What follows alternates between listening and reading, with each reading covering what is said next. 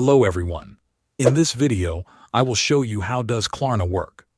First, open the retailer app or website where you want to shop.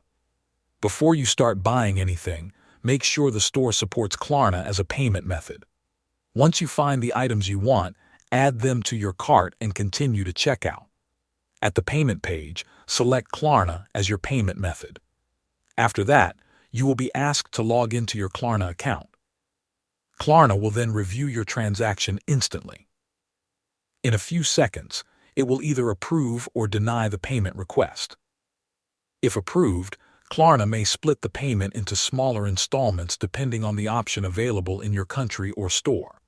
Before placing the order, make sure the debit or credit card connected to your Klarna account has enough money for the first payment.